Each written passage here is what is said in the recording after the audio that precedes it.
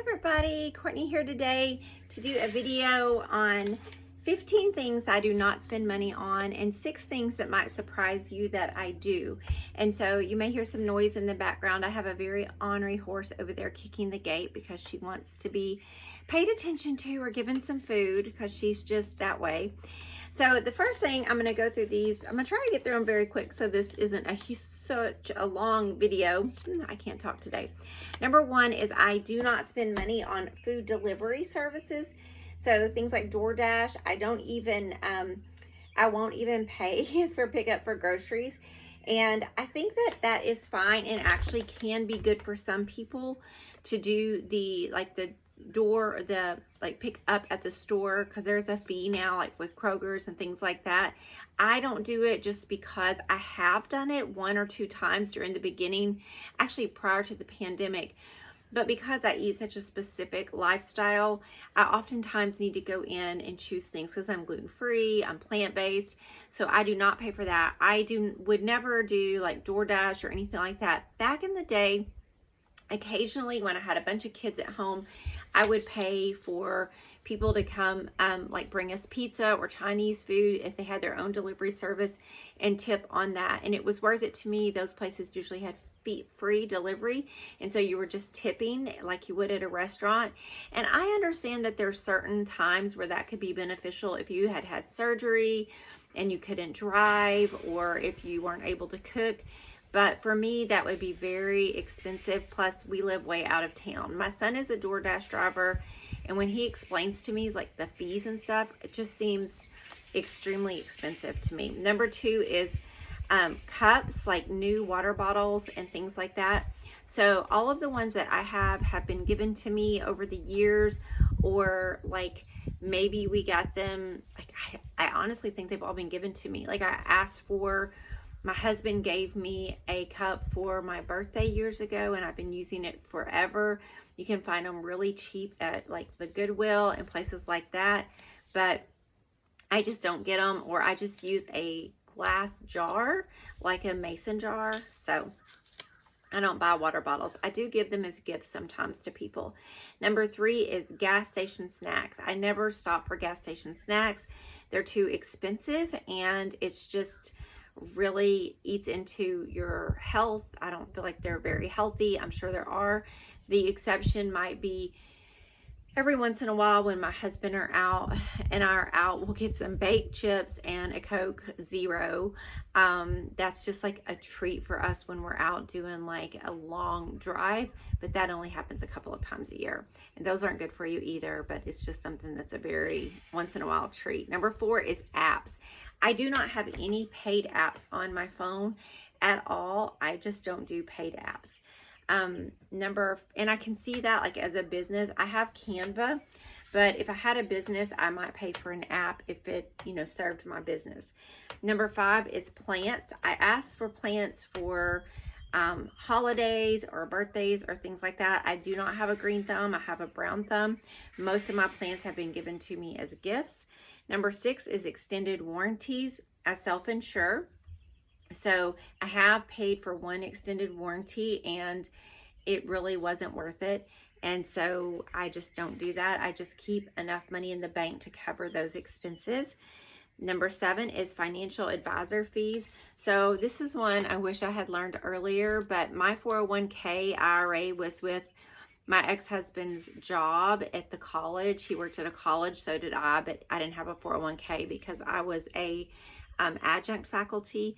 And so at any rate, I left it in a regular brokerage firm, and I did not realize that little 1% fee that you see on there, that can add up to over $1 million of lost revenue over the life of a 401k.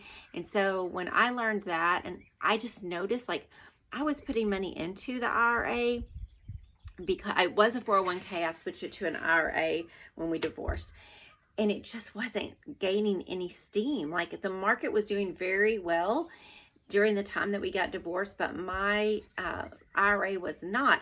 And when I read the book, The Simple Path to Wealth, and I put everything in a no load or low load fund, I would say Vanguard, Schwab, and Fidelity are the 3. And it made a huge, huge difference. Best The most profitable thing I have ever done in my life. The next one is, let's see, number 8 is pet insurance. I don't think it's, I listen to a lot of financial podcasts, and I hear a lot of people, they feel like that is a good, savvy, frugal decision. We have 13 animals. 12 of them are rescued, and let's see, 12, 11 of them are rescued. And we do have insurance on the horses and donkeys that if they get out and something happens, it insures them, and like if they were to get in the road or something like that. However, I do not have pet insurance. I would cash flow that if something happened to my animals, and most of my animals are elderly. And so we also barter a lot with our vet. Like we will fix her roof on her veterinarian clinic in addition to her doing stuff from us. So I just personally feel like I would have to take into account the age of the animal, and we have spent a lot of money. We had a donkey with an abscessed tooth, and that was $600. But also where we live in Arkansas, I don't feel like vet bills are as expensive as they are what I hear some of you saying out in other parts of the country. But for the most part, we would have to make a decision based on the age of the animal, but we would just cover that ourselves. Number 9 is whole life insurance. It's such a ripoff. I do not pay for whole life insurance. You're always better off to get term life insurance and invest the rest yourself. The problem is people don't. And so I had term life insurance until I was 51 years old. I took out a policy in my 20s, and it was about $250 a year for $250,000 worth of insurance. That expired, but my kids are grown now and we are financially independent, so we do not need life insurance on me. My husband carries life insurance through his job, and it is $113 a month, and the reason we do that is my husband is the breadwinner. Number 10, I do not have an Instapot, and I don't get a lot of new gadgets. I did try the Instapot. Personally, I did not like it. I like my old crock pot and my rice cooker, and so I just use that. The Instapot, quite frankly, scared me. So it's just, I just don't like it. I pretty much don't get a lot of new gadgets. A friend gave me a small air fryer, and it's great for using toast, but I probably wouldn't have that if they hadn't given it to me as a gift. I just don't buy into like a lot of gadgets and things like that. I'm just pretty old school and kind of look at like a slow living type of cooking. Number 11 is new technology, like a smartwatch, Alexa, or a tablet. So I don't really get new technology very often unless I absolutely need something.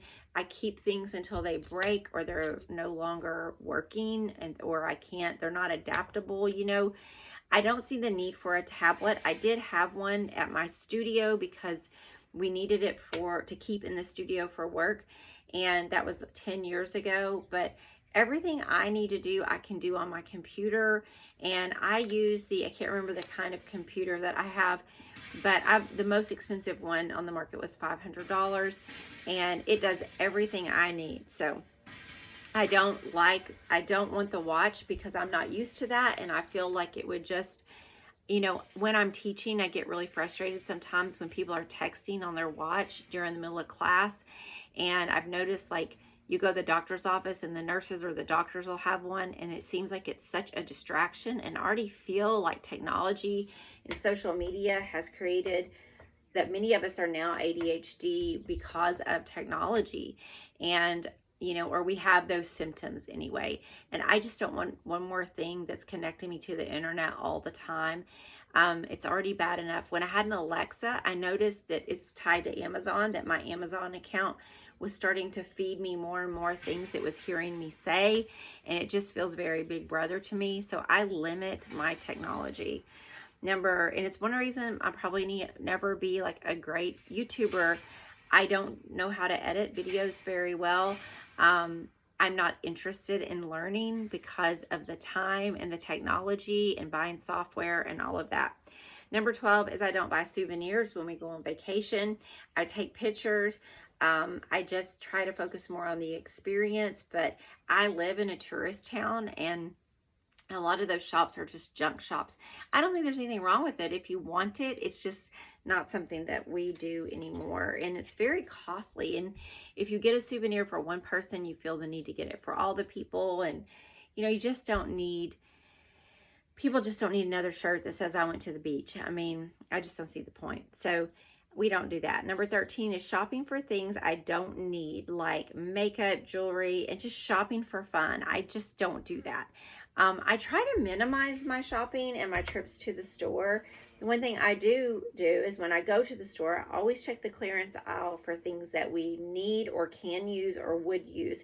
I try really hard not to buy a lot of anything that we wouldn't use. If it's something that we would use or that we already use, it's just a different brand and it's on clearance, like multivitamins. I'm not real picky about my vitamins, and so there were some higher end vitamins that Walmart had carried and they didn't sell, and I got them for a third of the price on clearance, and I would buy those anyway. I don't just go shop for jewelry. If I need something, I go look for it, but I don't wear a lot of jewelry anyway. Makeup, I don't really even understand or know all the new trends in makeup with the contouring and all of that.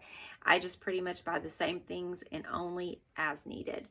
Number 14 is multi-level marketing products. Even though I know some of them are probably pretty good quality, I used to use some different products from multi-level marketers that I really like them, but I do not want to do the high pressure sales. I don't want to bug people. I don't like to be bugged. I don't want to get into the whole MLM thing.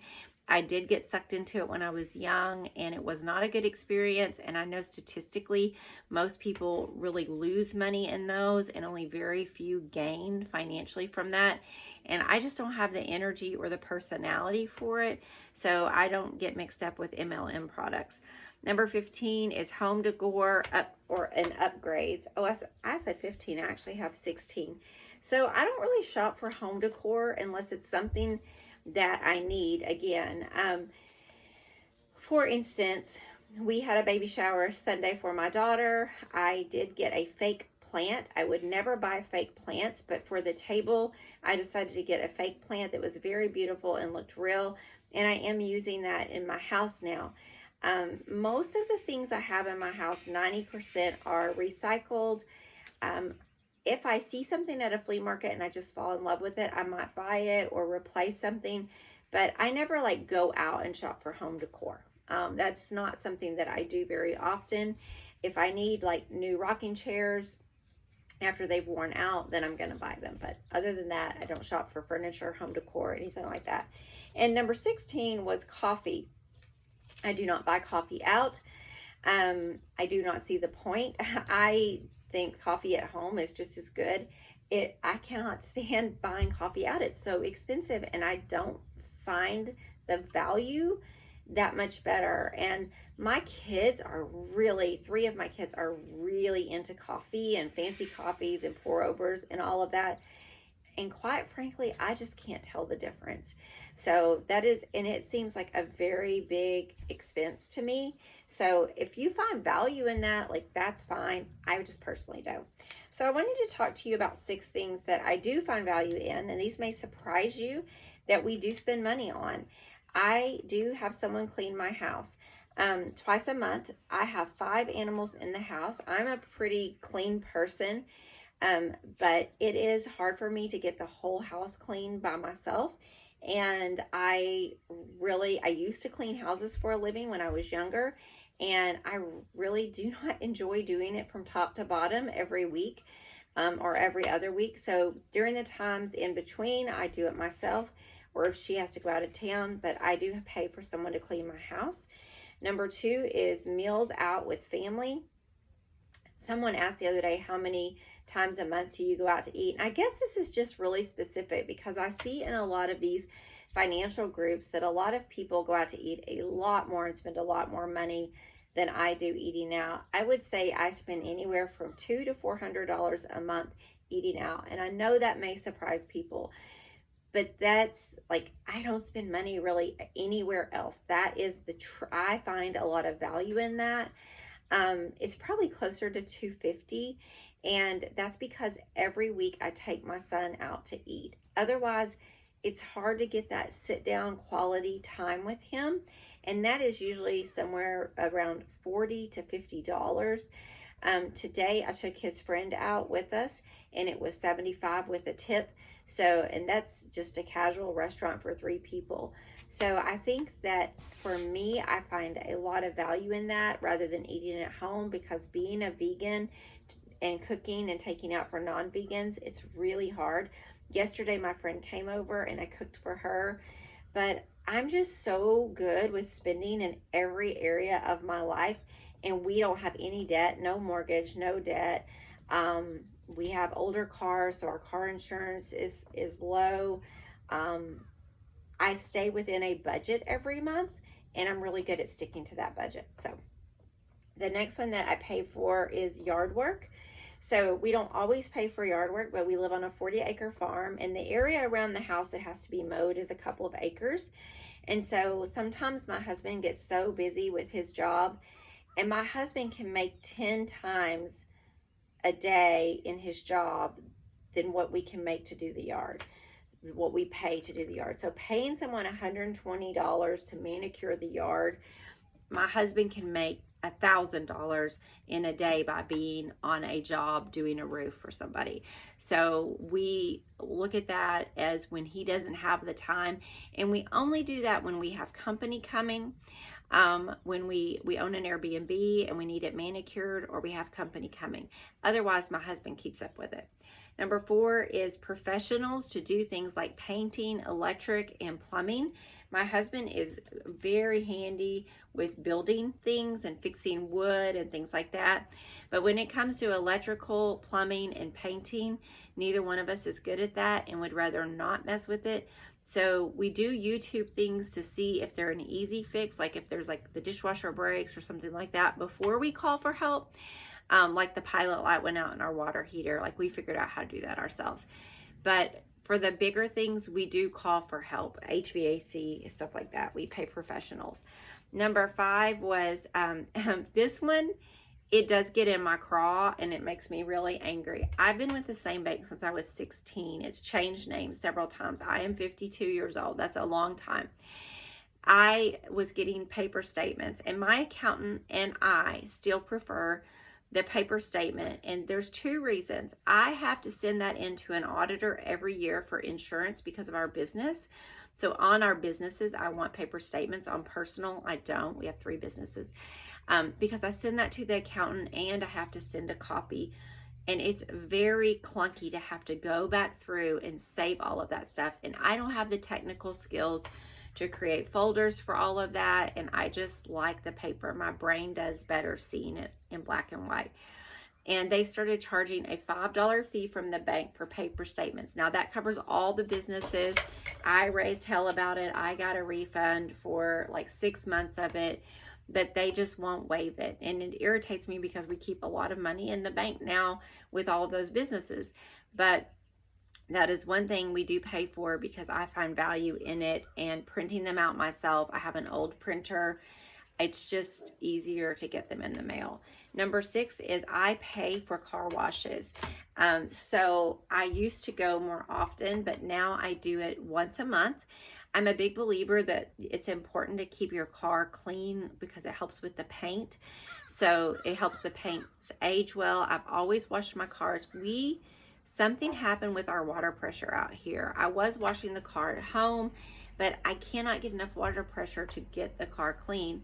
So we pay once a month for a professional car wash. We do not do the package deal. We wash our car, armor all it, vacuum it out, do the glass and all of that. And it's so worth it to me. It costs anywhere from $10 to $20. And I value, like a perfect day for me is my yard is done, the house is clean, and my car is clean. That makes me so happy. The other thing that wasn't on there is we pay for oil changes, tire rotations, and things like that. It's just too hard for us to do that at our age.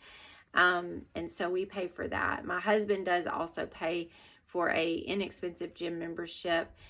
because he finds value in that. So there were 16 plus a couple of bonuses of things we don't pay for, and 6 plus a bonus of things we do pay for. I hope this has been helpful and helps give you some insight into what I call value-based spending, where you spend on what you value and you don't spend on what you don't value. And everybody's different, so yours may be different than mine. Thank you so much. Have a wonderful day. Bye-bye.